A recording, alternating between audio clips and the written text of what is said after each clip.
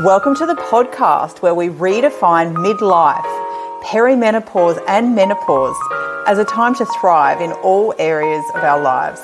Health, fitness, mindset and mental health, relationships, finances and purpose, with a big dose of style and empowerment and a few laughs thrown into the mix. I'm so excited to have you join me as we dive into today's discussion. I'm all about taking action and giving you light bulb moments and actionable steps to take to keep you moving forward towards the best version of yourself possible. So let's dive in. Hello, and welcome to today's conversation about metabolic flexibility. It is a real buzzword right now, but I want to explain what it means, how it affects you, and then give you practical tips to positively influence your metabolic flexibility. Metabolic flexibility refers to your body's ability to switch easily between using glucose and fat to make energy for your body. It sounds like something that should just happen in our body, right? But like every other function in our body, it can get disrupted, with the end results being weight loss resistance and fatigue. When our body is working well, it prefers to use glucose from dietary carbohydrate sources and from glycogen storage in the muscles and liver. When that's depleted, it will start using our fat stores. So metabolic flexibility should have us using fat stores at rest, so think watching Netflix, or during low intensity activity, like walking the dog, and then crossing over into glucose and glycogen during periods of higher intensity activity. When you are metabolically inflexible, you are more likely to burn glucose and tap into your glycogen stores, having you searching for more carbs to replenish the cells with glucose, meaning you are more hungry, especially for sugary, carb-laden snacks, and eating less and avoiding snacking becomes impossible. Is anyone resonating with that? Metabolic flexibility, on the other hand, should have you feeling energetic and with managed hunger and satiety. It is influenced by age, hormonal changes, and a reduction in lean muscle. And some of the symptoms of metabolic inflexibility include food cravings, weight gain, poor sleep, low energy, and poor focus. Hello, is that all of us in perimenopause? Interestingly, the most common thing associated with metabolic flexibility is insulin resistance, which is one of the underlying factors contributing to menopausal weight gain. Insulin resistance is best explained by our cells' inability to take up glucose from the bloodstream, either because there is too much glucose floating around or our cells have become resistant to the insulin that is circulating. And the bottom line, that glucose goes off to be stored as fat, and that person is still low in energy. Makes no sense, right? One of the byproducts of insulin resistance is that because not enough of that glucose is actually getting into the cells, you feel tired and depleted really soon after eating. And you may go looking for more carbs to get that energy, and then around and around we go. Another common cause of both metabolic inflexibility and insulin resistance is a loss of muscle mass. Muscle helps both with glucose and insulin management as we eat, but also increases our overall energy expenditure. If your muscle is declining, which it will over the age of 40, unless you are doing something to stem that loss, like resistance training, overall daily energy expenditure declines, which means the amount of calories your body uses in a day starts to decline. And if your energy and food intake remain the same, that loss of muscle will contribute to increased fat storage at both a simple calorie intake point of view, as well as the loss of insulin sensitivity. This can also contribute to high energy storage, so fat stores, but low energy levels. It's really not fair. I love how Lara Brydon talks about it in her brand new book, The Metabolism Reset. I love Lara. She's a naturopathic doctor functioning out of New Zealand, and she's written 2 previous books about women's hormones and women's health. And this new book really covers off, especially for those of us in perimenopause and menopause, really this metabolic health is really what underpins everything for us. All of our symptoms, the weight gain, brain fog, everything comes back to this.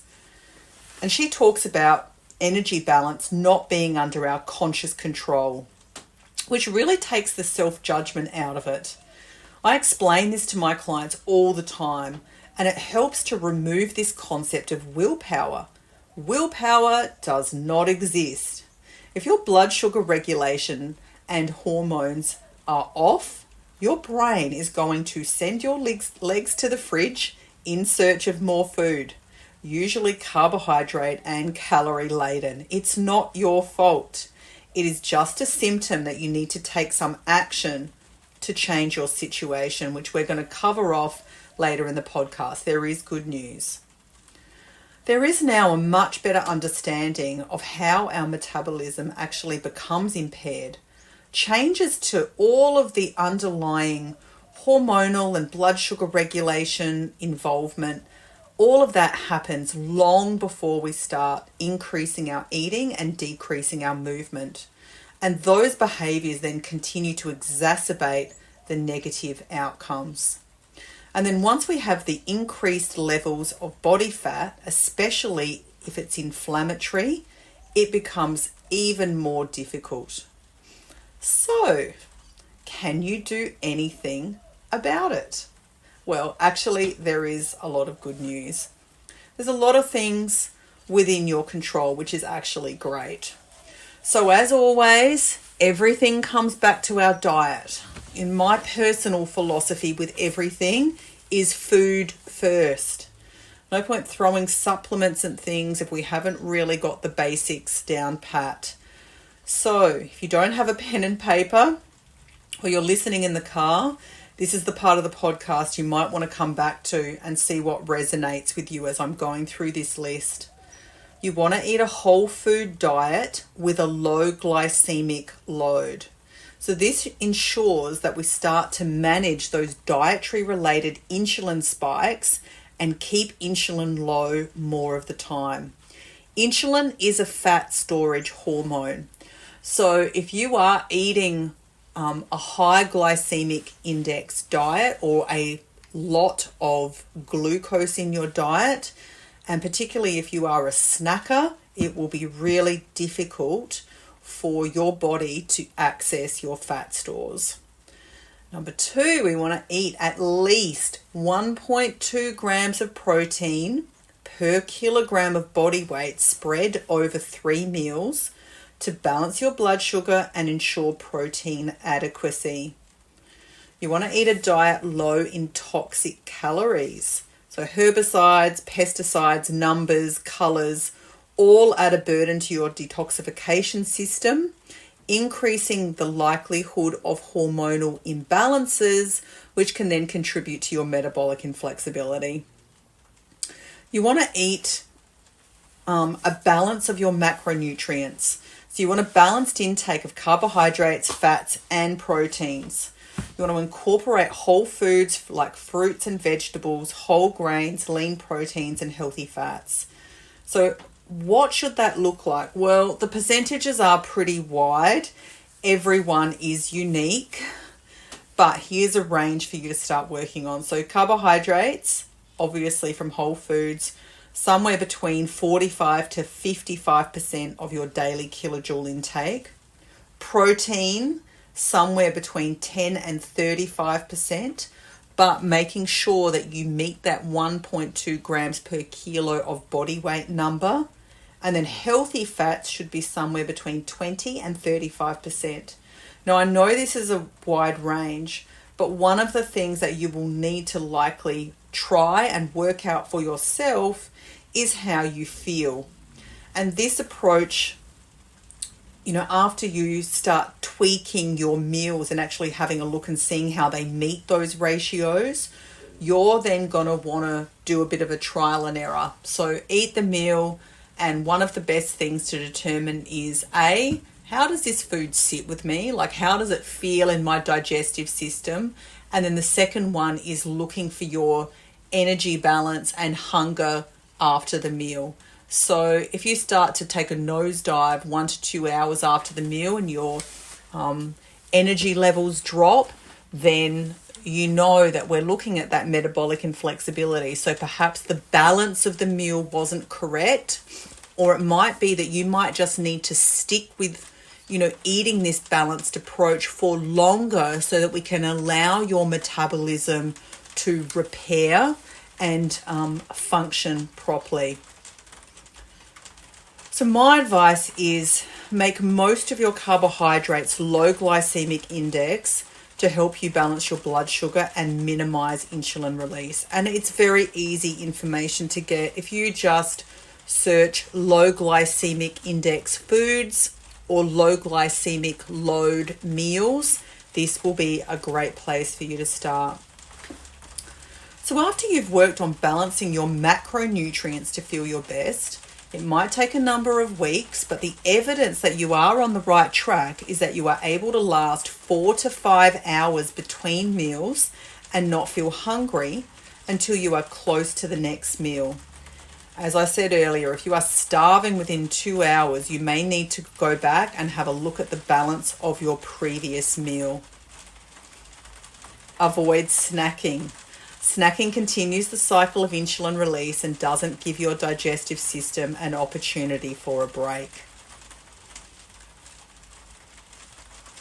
You want to make sure that you're considering food intolerances. So tune in, as I said earlier, to how the food makes you feel after you eat. Not just energy levels, but digestive upsets, feeling overly full, burping, bloating, gas, tiredness can all be signs of food intolerance.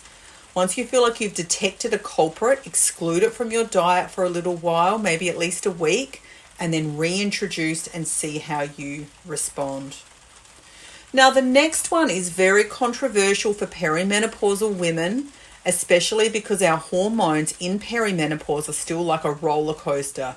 1 month you can have estrogen high, the next month estrogen is low, the one after it's medium, and intermittent fasting is one of those things that you have 10 practitioners in a room, they'll all have a slightly different view.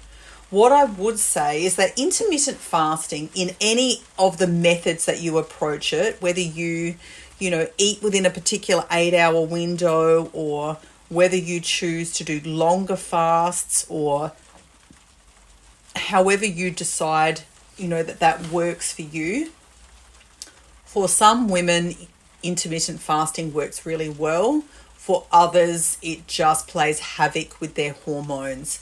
Intermittent fasting as a concept is well proven to have many, many benefits for our health. But during this period of perimenopause, and to some degree, perhaps early menopause, it isn't for everybody. So I added in there, but put a caveat. You need to try it for yourself. And I would not be implementing intermittent fasting until you've actually worked out those other elements of your diet, like macronutrients and food intolerances. Now, here's a big one, regular physical activity. So we want to have a base, 10,000 steps per day.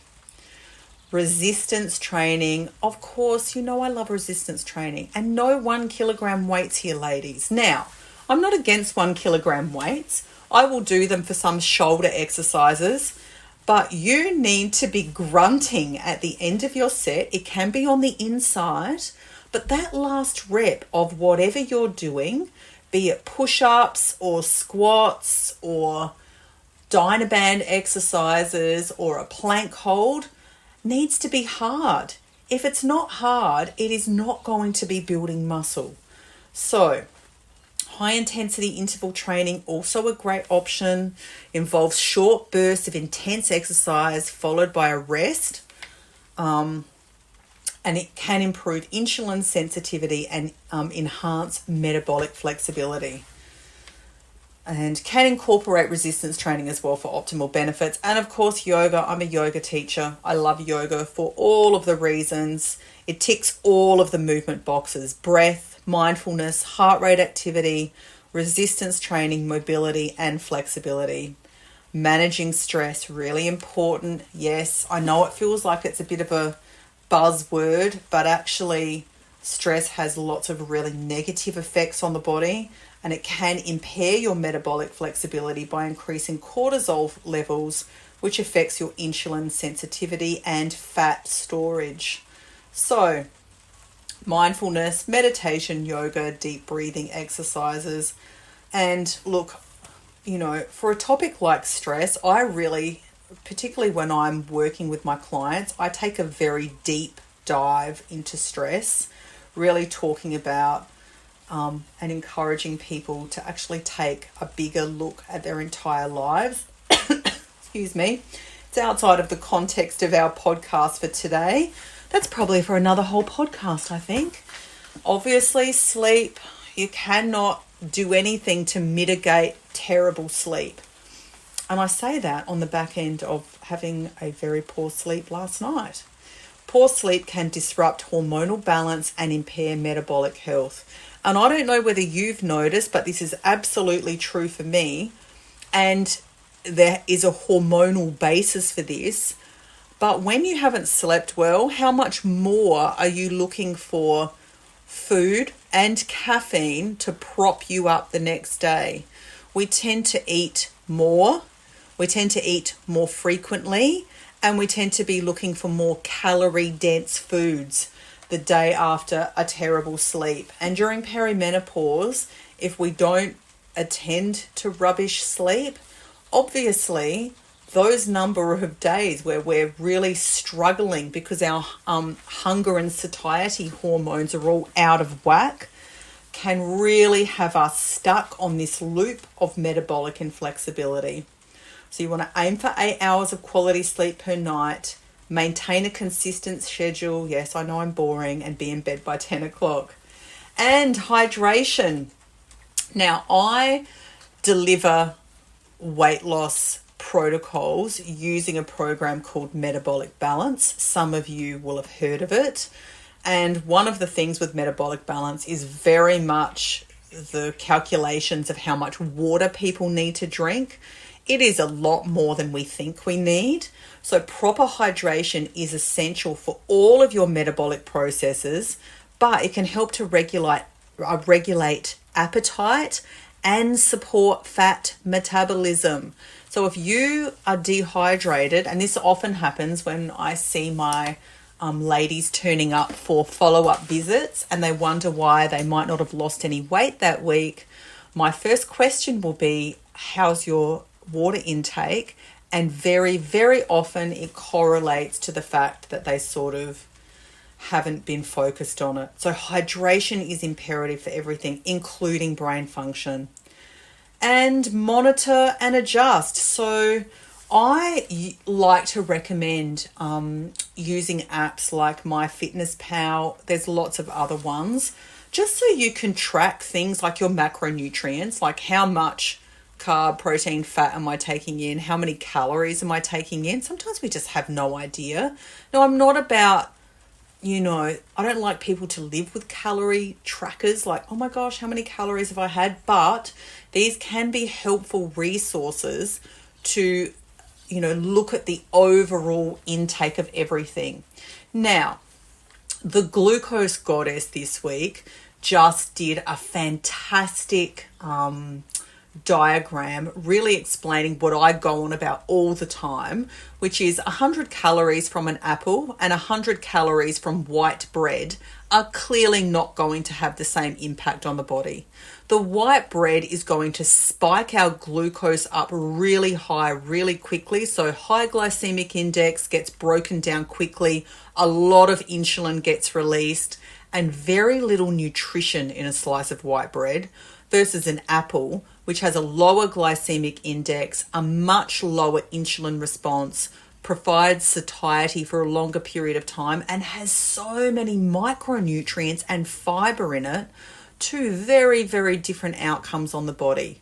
So that really explains that calorie intake, it's important, but it's not the only thing, and it may not even be the most important thing. I think what we're eating really has the biggest effect, because it will affect things like hunger.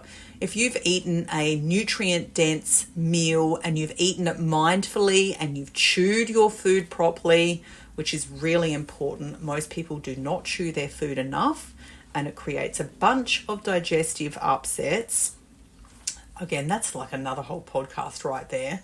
But if you're chewing your food, you're eating good food, you've got a balance of your protein, carbs, and fats in there, then you'll notice that very different than if you'd eaten the same amount of calories in white bread. You're going to be satisfied for longer, fuller for longer. Your energy levels are going to be more measured. Your brain will work better. So, I say all of that to say, use those tracking apps to give you information, to help you with all of the things that I said earlier about kind of identifying what is going to be best for you. So I think that's us done for metabolic flexibility. And I wonder how many times I actually said metabolic flexibility and metabolic inflexibility. It was probably a ton of times, but I hope you got the general gist of like why you can even feel like, oh my gosh, I've done a whole week where I've been absolutely perfect and I have not lost one scrap of weight. Sometimes it's actually got to do with our metabolic function, and it can take a while for us to bring back the balance that the body needs, to get that whole process of burning glucose and fat at the appropriate times, and also being able to access those fat stores. We've got to keep that insulin low. So persist. Don't give up after a week. Keep trying for a month and see what changes. And keep listening out to the podcast as we continue to dive deep into all of these variables. And as always, if you need help, if you're just simply looking for the roadmap and you don't want to work all of this stuff out yourself, you don't want to wait a month, then reach out and we can see whether or not you are a good fit for my program, or whether metabolic balance and my 12-week program might be exactly what you're looking for. Stay well.